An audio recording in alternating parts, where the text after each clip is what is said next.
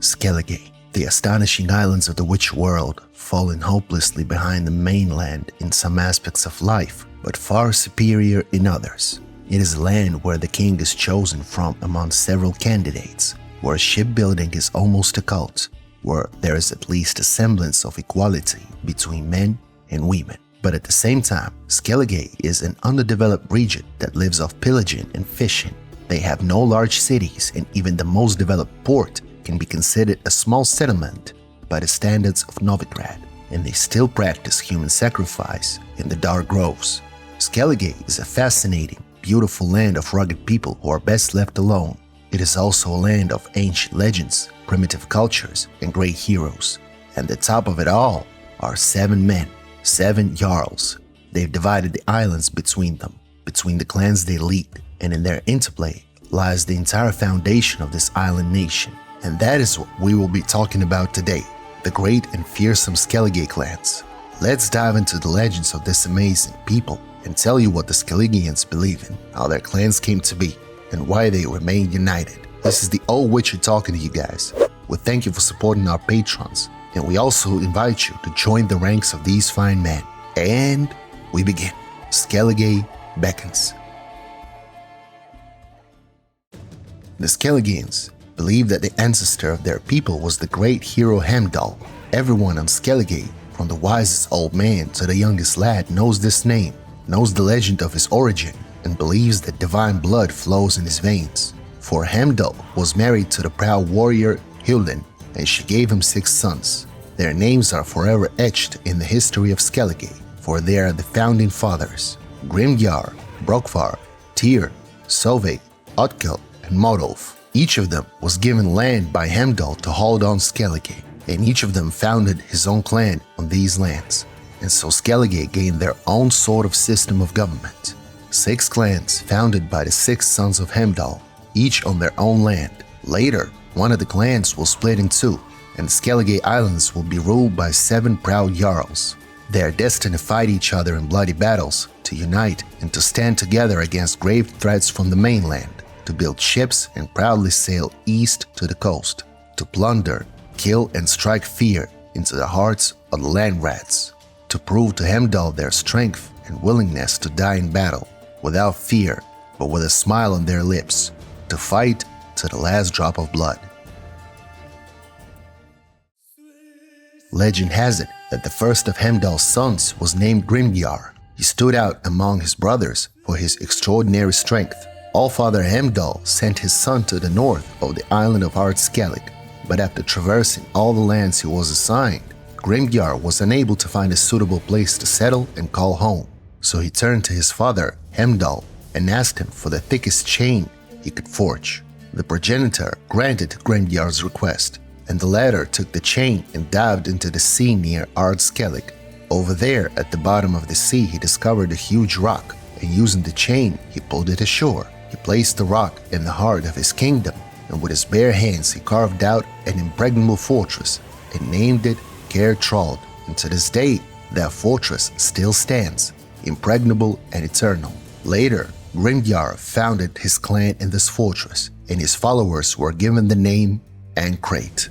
The An Craite family was destined to become one of the most powerful on Skellige. Their treasury is filled to the brim, and their fleet is capable of resisting even Nilfgaardian invaders. For centuries, the rulers of Clan An Craite have brought glory to the clan and won great victories in battle. The last legendary ruler of the An Craite was Jarl Krach, nicknamed the Sea Boar. He was a fierce and indomitable warrior. He became the Jarl not only of his clan, but of all of Skellige, commander-in-chief of the island's forces. He held this position under 3 different kings, and did not disappoint any of them. The Nilfgaardians were the ones who gave him the Sea Boar name, for on the sea, Skellige's fleet feared no one. Jarl Krach plundered the entire Nilfgaard coast, destroying the ships of the southern invaders. His death, like his life, was truly heroic.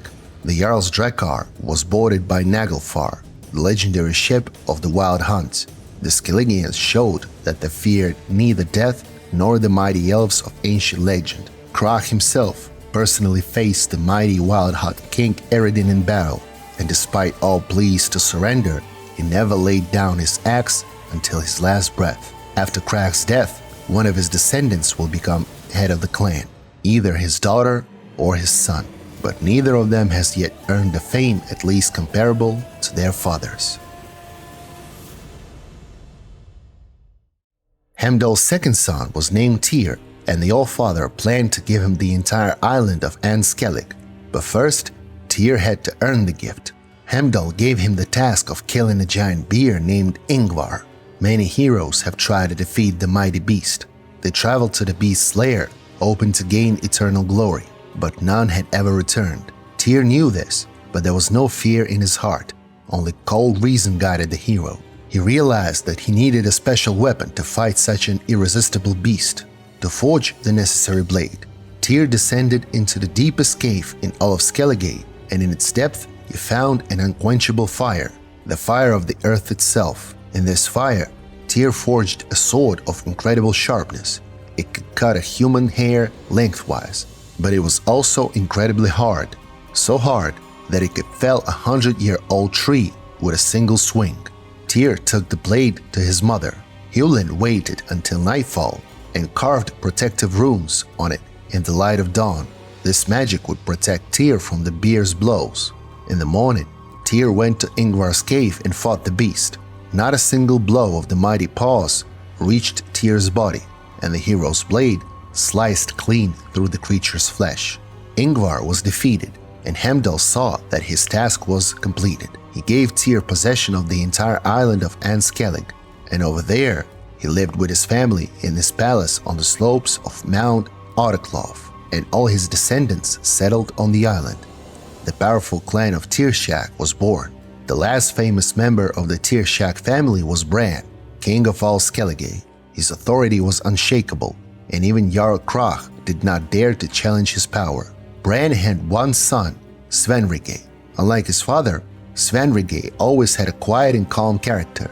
When important decisions had to be made, he tried to hide in the shadows of his parents. Svenrige must learn to be independent, otherwise his clan would fall on hard times. Heimdall's third son was called Modolf, and it was to him that the Allfather gave the island of Ungvik. But unlike all of his brothers, Modolf had no special talents.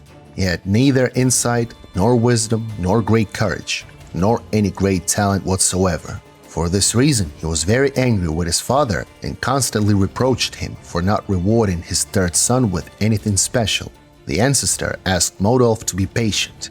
He claimed that he had given each of his sons a special talent. All they had to do was wait for it to unfold. But patience was definitely not one of the virtues of Modolf. That's why the third son was always in conflict. He was always arguing with others, looking for some kind of test, hoping that another fight would finally reveal his talents. This made Heimdall even angrier. As punishment for his disobedience, he hid his son's special gift even deeper. So Modolf lived his whole life in search of his talent. His life was tumultuous, turbulent, and inglorious. But he left behind many descendants who united to form the Drummond clan. Those with Modolf's blood in their veins still search for the talent Heimdall gave to their kind, but they still can't find it. For a long time, the Drummond clan was the strongest in all of Skellige, but then it seemed to be haunted by an evil fate. Sometime after Modolf's death, the clan began to be torn apart by internal conflicts. This led to a schism. Some of the Drummonds sailed to Ard Skellige and settled on the southern part of the largest island. Another part stayed on Ungvik. These men rejected the name of Modolf and became known as Clan Tordarroch. But we will talk about An Tordarroch later. After the split, those who called themselves Drummond had approached the southern part of Ard Skellige Island, and now they were right next door to the already large and powerful An Craite clan. That's not to say that the An Craites liked it very much. Not at all. In the second half of the 10th century, a great conflict broke out between the Drummond and the An Craite clans. A real war began, a war in which the Drummond clansmen were initially the favorites. Before the conflict began, their ruler, Jarl Skjordal, made a non-aggression pact with the ruler of the Tiarshach clan at that time, Tyrgvi. Skjordal had great plans for cooperation with the Tiarshachs, but in the first battles, the Drummond clansmen saw how wrong they had been in choosing their allies. Tyrgvi betrayed the pact and the oaths and formed a military alliance with the leader of the An Craite clan, Harald the Cripple. The combined army of the An Craite and the Tiarshach clans proved to be an insurmountable force for Skjordal's men. As a result, the lands of the Drummond clan were ravaged and pillaged, and Jarl Skjordal himself, along with his daughter Herkja, was personally killed by Harald An Craite. Those who remained after that begged for peace, and peace was granted, but in return, the men of An Craite took much of the Drummond clan's land. Since then, the clan has weakened, and over the centuries has never regained its former strength. The ties between the An Craite and the Tiarshach clans have also grown strong, and so is the centuries-old hatred between the An Craite and the Drummond clans. The goal of every Drummond ruler, even after 300 years, is the same: to have revenge on the An Craite clan and regain their lost possessions. The last known ruler of Modov's descendants was Lugos II, nicknamed Madman. His son will die, and Lugos himself will have to clear his head and rid himself of his senseless madness. Otherwise, the Drummond clan will once again face very hard times. Now we come to the clan mentioned a bit earlier. The Tordarroch clan is the only one of the 7 that was not founded by a son of Hemdall. They split off from the Drummond clan and remained on Unvik in times long past, of which only a few legends remain. The coat of arms of the Tordarroch clan is not just a representation of forged furs or whatever. It was on Unvik that the best weapons and the strongest armor in all of Skellige were forged. Because of this, the clan treasury was always full, and Tordarroch did not need the support of its neighbors. Everything on Unvik grew and developed, but in 1272 this progress came to an end. It turned out that there had been a mighty giant named Merhith on Unvik since time immemorial. Many centuries ago, perhaps even before Heimdall came to Skellige, Merhith hibernated in a deep cave in Unvik, but in 1272, an unusually cold winter awoke the monster. Merhith awoke to find himself incredibly angry and hungry. He descended from the mountains straight into the valley of the village of Dorvik, razing all the houses to the ground and killing anyone who could not escape his wrath. But the giant did not stop there. He moved on to the village of Urskar. The alarming news of the terrible beast was quickly reported to the Jarl of Unvik, Harald and Tordarroch, nicknamed Houndsnout. He immediately gathered his men to battle the giant. The best warriors of Unvik went to Dorvik, and there they all fell as one, unable to do anything against the monster's primeval power. Moreover, it turned out that Merhith could control the sirens, give them orders, and they tore through the soldiers from Unvik along with the terrible giant. Jarl Harald the Houndsnout himself disappeared after the destruction of his army. The entire surviving population of Unvik hastened to leave the island, and only the name of the Tordarroch clan remained. But there is still hope for their revival. After all, Hjalmar, son of An Craite, together with the witcher Geralt of Rivia, managed to kill Merhith. On Unvik, they also found the missing Jarl Harald. He had completely lost his mind though. Merhith didn't kill him, but made him his slave. Harald had to build a huge drakkar for him.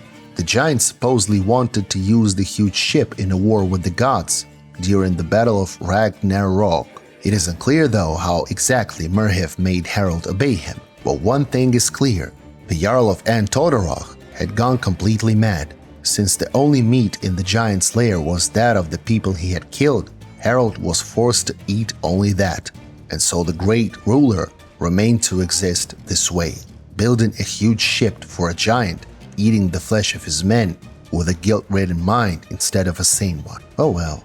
With no company but the sirens and the giant, Harald got the skulls of his former dead soldiers, hooked them on sticks, and called them his vigilantes.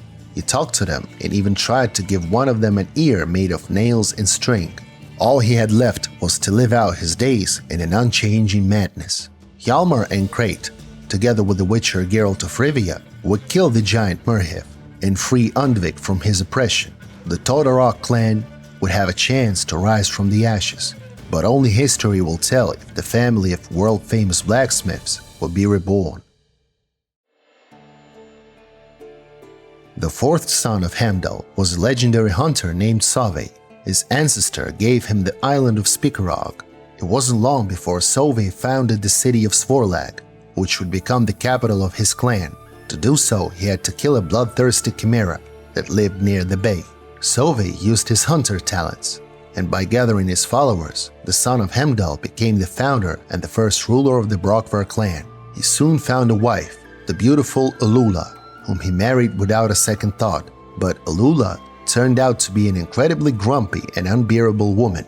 Sove could not understand what she wanted from him, and thus, despairing of finding the answer himself, he went to the sacred grove of Hindar on the island of Hindarsfjall. When Sove arrived at the right place, his father Heimdall was walking there with Freya, the goddess of fertility and love. The gods saw that Sove was unhappy and took pity on him. They approached him and gave him a recipe for the magic potion that would allow him to understand everything his wife ever wanted from him. They also told him to approach arguments with his wife in a way he had never done before.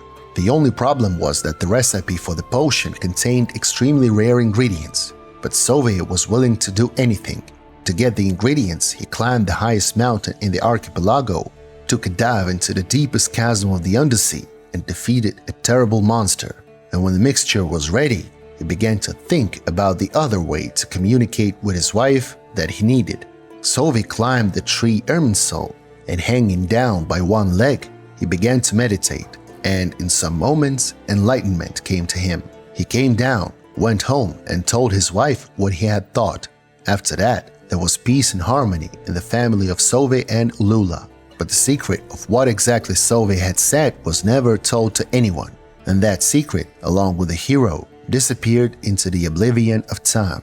The last known ruler of the Brokvar clan was Jarl Udalric, and once he's free of the evil demon that torments his mind, nothing will threaten the clan.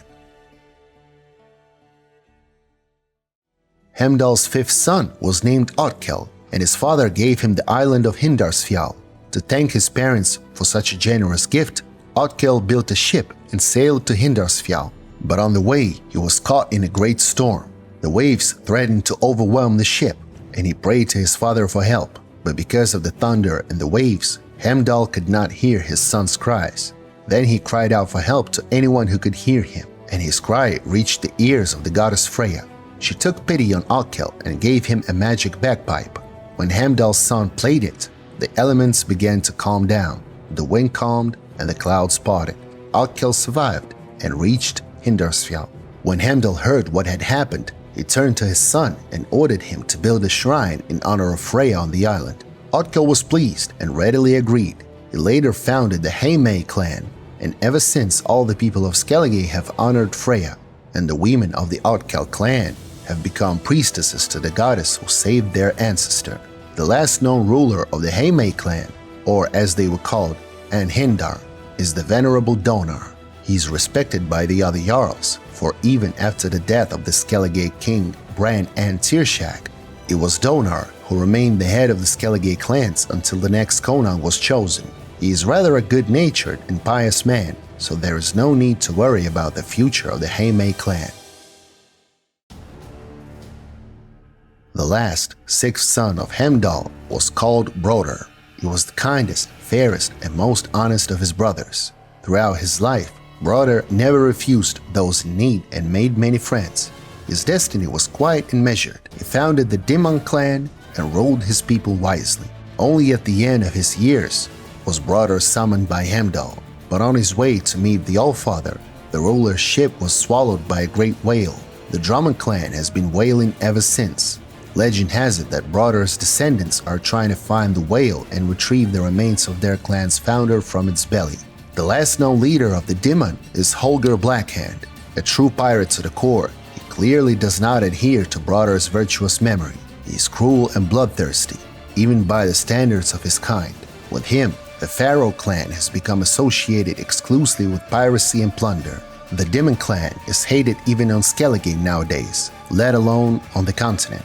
It is not uncommon for their ships to plunder the villages of the Tiarshach or An Craite clans. Still, no one wants to mess with them. So here they are, 7 of them, 7 clans, 7 jarls, and only one Conan, like one ancestor, Hemdall. The people of Skellige know their ancestors and do not fear death only because they know when it all will really end.